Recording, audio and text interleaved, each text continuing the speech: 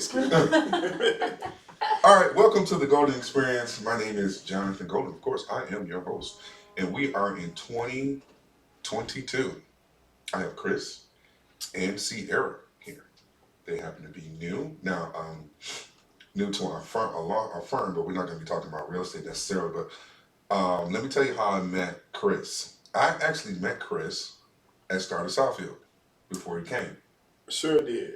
And I had my iPad, and I was putting the deal together, and I think he looked at it and saw that I was in dot loop, and he was like, "Oh, you get it in?" I said, "Yeah." I had a hard day, so I'm here at the local watering hole getting my deal together, and I met Chris. So ironically, Chris comes here a couple weeks ago or whenever. I'm like, I haven't seen you somewhere before. We put two and two together and realized that we had cross paths. Yeah, cross paths. I get a lot of leads from starters in Southfield, by the way. That's why I go. Oh, okay. A lot of networking leads. Maybe I need to change my. Half of those leads you see on my board, started Southfield. Really? Not even kidding. Wow. Yep. Okay. Don't tell us that, because now we're going to go there. You can come. Oh, there's no competition. It's enough to go around. It really is. Oh, I'm a regular, so. Yeah, I am. See you later.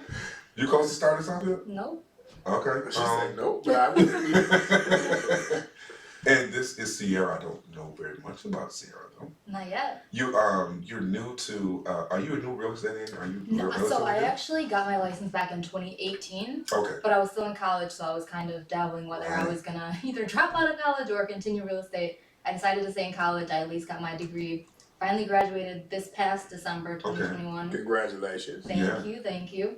And then I was like, yeah, I'm going to go full into real estate now because there's really nothing specific I want to do with my degree. It was more of my plan B. What is your degree in?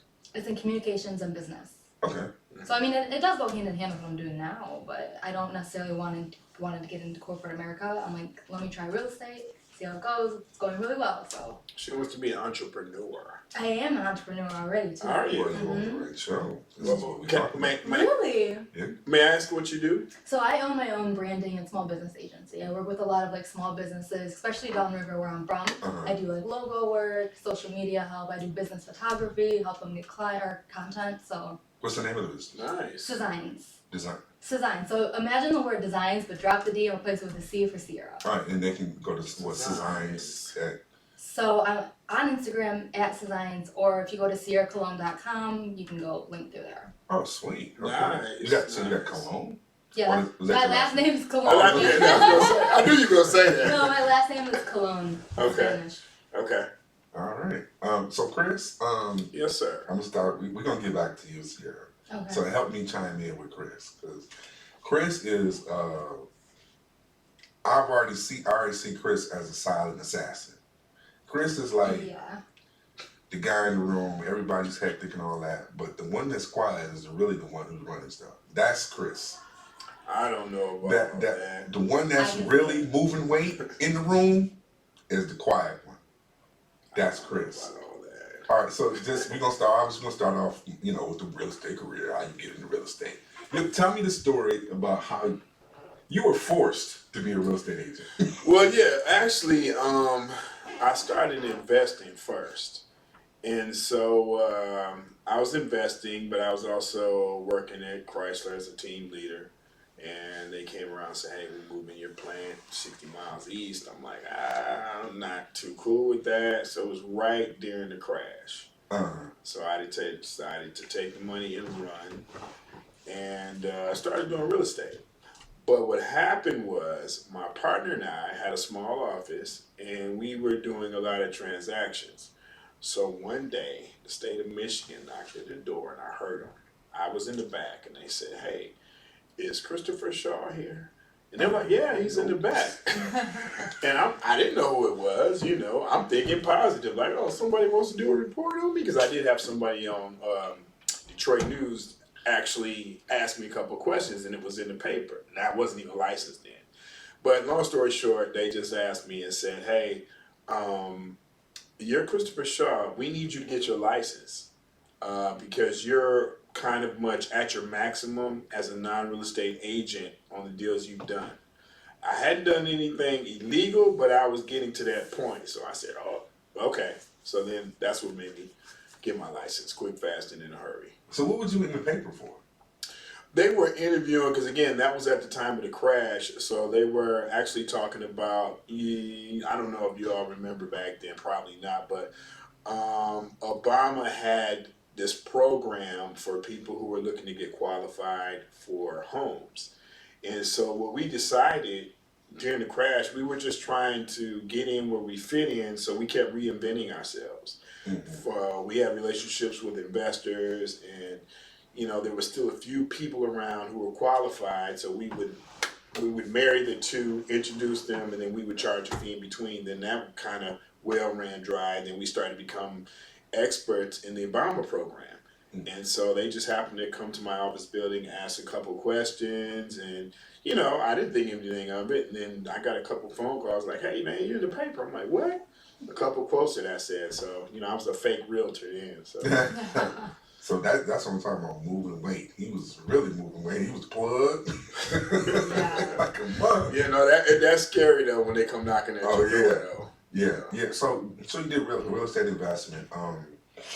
You get into fix and flips. I'm assuming that you touched that. And how has that been the past? I was just go with 2 years of pandemic years. Oh man, and I started back like several years ago. Got out of it because after a while it kind of wore me down. I recently got back into it because the prices were so high. I mean, people are putting in 30 and 40 over. I myself am witness to that, as I explained to you the other day. And I'm like, I got to get in on this. So I knew some wholesalers, and I told them I was interested, and they started calling me with deals and stuff. And so my partner and I started jumping on them. And we were going after probates. I knew a couple of people who had people in their family who passed away, house just sitting, some of them in really good neighborhoods. And we just jumped at the opportunity, man, and it turned out really well for us. That's what's up. And that is definitely what's up. So the whole fix and flip market ain't dead. This is about where you get it in at. Yeah, definitely. It's still around because everybody has to live somewhere. Yeah. You know what I mean? So, and the thing about it is, what I do come to find out, you don't have to go all out. Just keep it clean. People like to put their personal touches and this, that. You don't have, people just want clean and basic. You leave them to do the accent wall. You leave them to put up the $3,000 chandelier and all that. Yeah, so I actually used to be in furniture sales, and so I'm big on like interior design. And I was always telling people who are trying to like stage the houses, I'm like, make it be just like someone walks in and they just see a blank canvas and allow their imagination. That's right. To run wild. Don't throw blue sofas and all these crazy accent walls in because you're turning away buyers. Yeah, because you're putting your own personal touch. As you said, Ciara, you want to create a blank canvas. So I'm going to be honest. A lot of people like it. I don't stage my homes.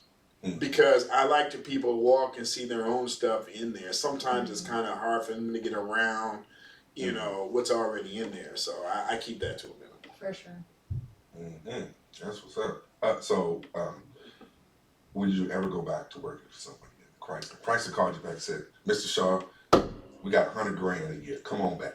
I was doing that already. Nope. He said, "Been there, done that." No. And the reason being, I miss the people. The camaraderie, I love that. I still keep in touch with a lot of my union brothers and sisters, but no matter what, even if you're making that type of money, you still have a ceiling. Yeah. When you're an entrepreneur, you don't have one. Yeah. And you can go and so many different other businesses and doing what we do. Like you said, you talk a lot. You make connections, and you never know what your next opportunity might come from or who you're sitting next to. I never would have met millionaires and billionaires, sitting on the line or just, you know what I mean? It wouldn't happen. Yeah, so then that's like a motto on this show. It's like, you're going to put 40 hours somewhere, or why not pull 40 hours for yourself? And even over 40 hours, I've always had a problem. Even if I was only working 20 hours for somebody else, I would just feel so drained. And now that I work solely for myself, I'll put in you like go a 40, on. sometimes 60-hour week, yeah. and I doesn't even feel like it because it's like I'd rather build myself than I build someone who else is already rich. No. Yeah, right. And then the second thing is, you're not making an adult salary unless you clear $100,000. That's true. Well, let me ask you this. how are you going to incorporate the knowledge you have right now with your business that you're doing? And I'm not going to call it a side business because that's a disgrace. How are you going to capitalize on what you've learned and what you're doing for other people and put that into your real estate? So I would say real estate has really just been me branching off of what I've already built for myself with design. So I'm already working with a lot of people like face to face.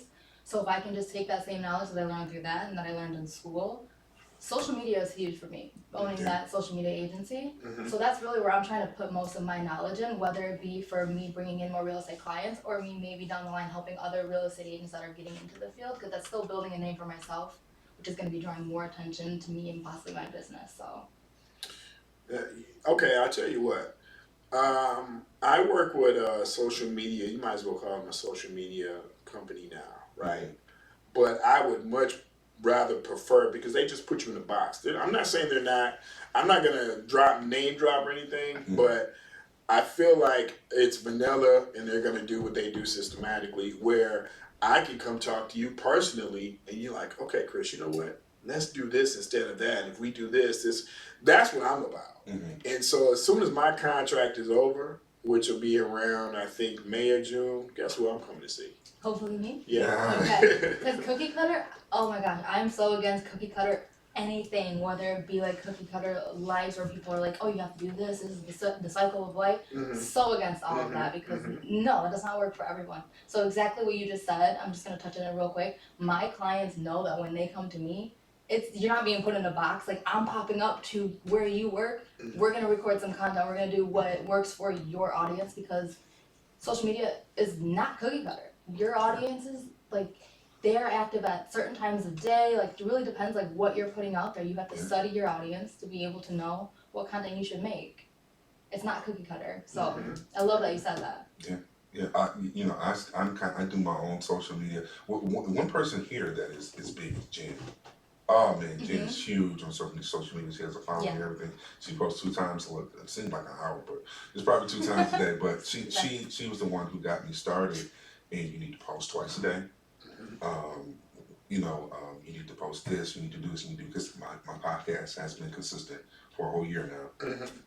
Every week at Thursday at 8 o'clock, and that's part of it. Just consistency in doing it. It's harder than I thought it was going to be. Even though I'm on social media all the time with my, scrolling through and liking stuff and all that, but doing it for myself, making sure I do it every day is a completely different feel and different animal. And coming up with show ideas and getting people here every week and be consistent, it is not easy. I can believe easy at all. One day, hopefully, I can I can outsource that to somebody.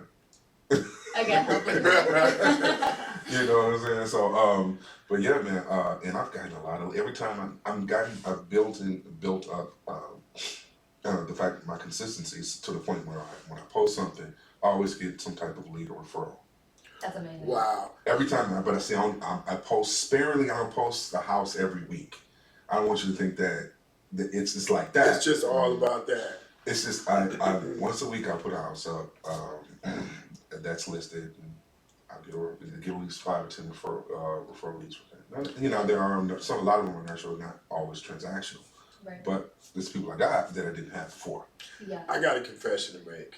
I totally suck at that. I know a lot of people, but I'm embarrassed to say this, but some people are like, "Oh, Chris, man, if I had known you were a realtor, I would have." Oh man, you missed out. I missed that. Yeah. So I mean, even some of my close friends and family, they have me in about, "Oh, I just thought you just buy and invest. I didn't know you were a realtor." Oh. And so my pattern, and I'm gonna just be totally transparent. Hey, happy birthday. Oh, my condolences. This, that, and the other. If it's something I'm really passionate about, I might speak on it, but I do not sit there and evolve. And I guess maybe it's a part of me who likes to keep my life kind of personal. I know that's what it is. So for somebody like me, what would you say to me if you got all these people, right? And when you say something, it's always, oh, damn, oh, I'm glad you finally woke up, or where have you been, and all that. What would you say to a potential client like myself to say, look, we're going to go a completely different route. This is what you can expect. This is what's going to happen, and this is why you should do this. Yeah, for sure. So I love that you said like when you do interact on social media, it's more of a personal thing where you're like, oh, congratulations or happy birthday. That stuff is great because you're staying relevant, but you still want to. I would even consider, because I know you probably don't want to get too much into it, but maybe just on like your landing page, so your actual Facebook page, maybe have your profile picture be your headshot with like your real estate logo or like your background picture. What is it called on Facebook? A header photo, cover photo, cover photo. Maybe have that be like the Elegant Homes logo, so people just connect to you. Like when they see your face, they know like, oh, real estate. That's pretty You really good. just want to plant that seed. Don't make it anything overwhelming to where you're like, happy birthday, by the way, I'm a real estate agent. Like, Right. corny is the word. Yeah, you're really forcing it. Exactly. You just want to like a light reminder. People click on your page. It's just a little reminder, like, oh, he's in real estate. He could be my point of contact if I need something. Yeah, talk about. Did you see? Have you seen my page? My first page. My page. I'm seeing the page that we're on right now. I saw that one. Yeah. You the ass guy looking hot, thirsty. On the podcast. Yeah, thirsting how the third. You know what I'm saying?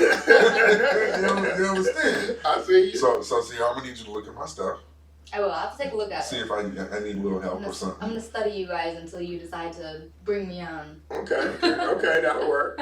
So your entrepreneurial aspirations that you've been. How long ago did you start the Cezannes? I started that in December of 2020, but that wasn't my first business venture.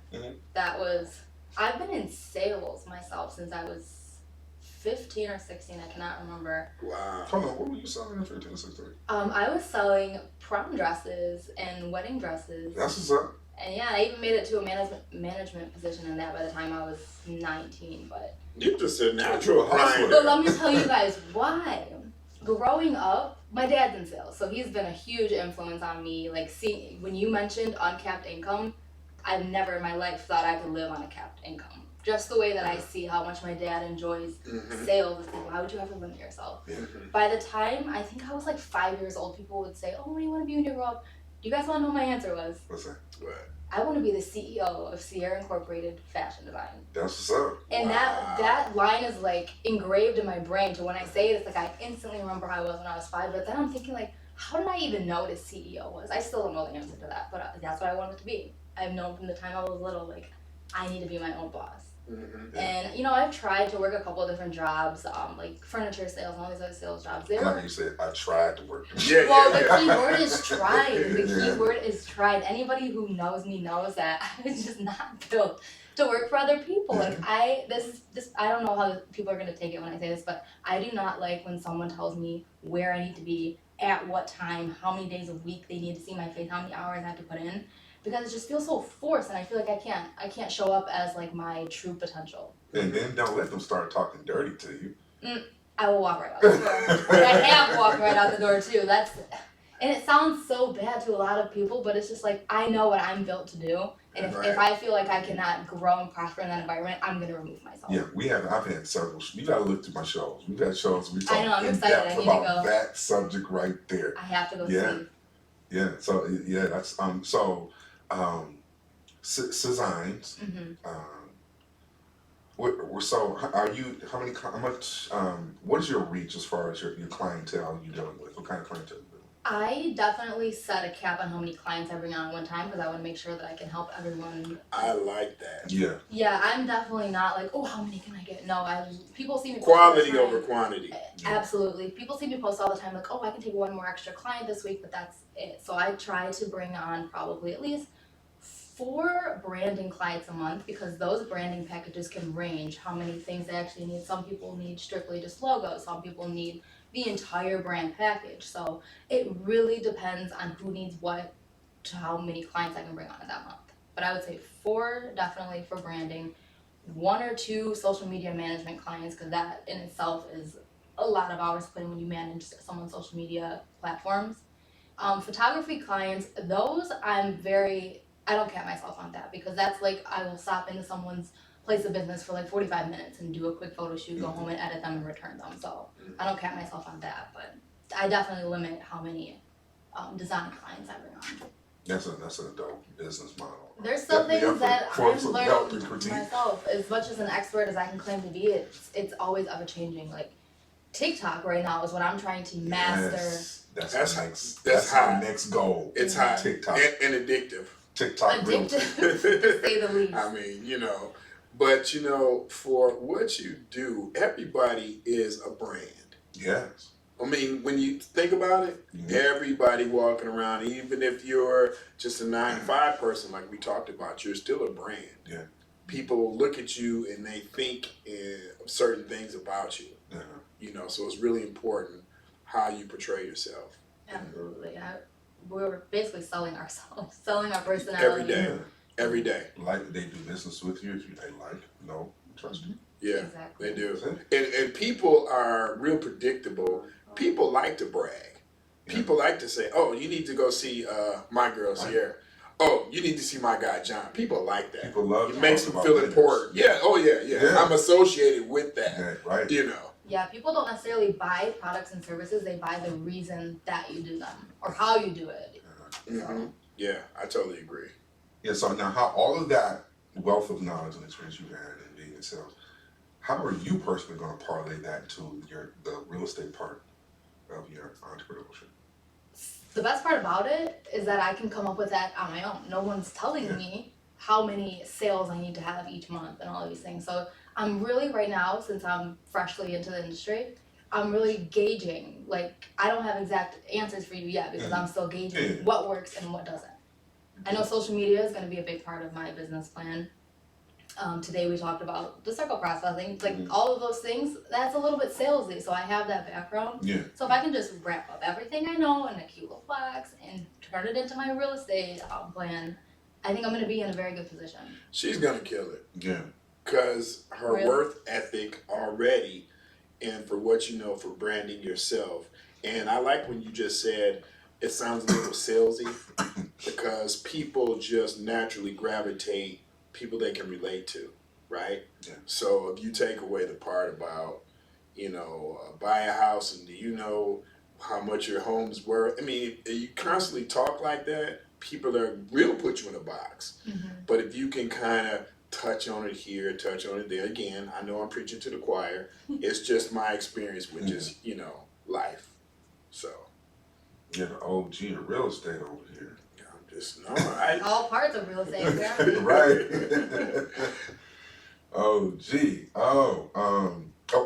One thing that I will say when I first got into real estate, I was talking to Daryl. He said, real estate is a puzzle. You gotta get your pieces. And when you put that puzzle together, at least this is what resonated with me. He said, you're gonna put the puzzle together. When you put the puzzle together, it's gonna click with you, and then you'll hit the ground running and never stop. And that's what happened with me. And that puzzle, the image in that puzzle is you.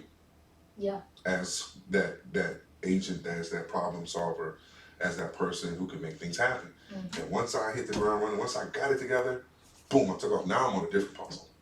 I'm putting the Daryl Cross and the Chris Shaw puzzle together. That's the next level. There you go. The next level OG. That's what I'm trying to go as far as real estate. But it's a puzzle you got to put together. Once you figure it out, it's awesome, man. Because you ain't never going back. Because you'll have all the confidence in the world to go into a listing meeting. My listings are different. When I walk into your house, you didn't invite me over here for nothing. We get in bed in business. What you invite me over for? Oh yeah, no, it's a mindset. You have to have that mindset. Right, You got to okay, when I leave here, you're going to be in a better position. Yeah. I always think that way. Yeah. I figure I can if you have a mindset like once you've experienced me, you're going to want more. Yeah. That's the mindset. Oh yeah. Yeah. So. Yeah, I come in as a killer. Like, I believe this thing. Yeah, definitely. Thank you for watching The Golden Experience. This has been a wonderful, wonderful show and a good conversation with Chris Shaw and Ciara Colon. Yeah. Thank you so much for having us. It was It was a pleasure. I really enjoyed it. See, I didn't want to tell you anything because I already knew you guys had it. I peeped you. Both of you quiet. At least for right now. I was gonna say. At least for right now, both of you quiet. But I already peeped y'all. I was like, I ain't gotta give them no questions. They just gonna let it roll and let it flow. You did. That's it. Yeah, that was All great. organic. That was fun. Yeah. Thank you for watching, and God bless you.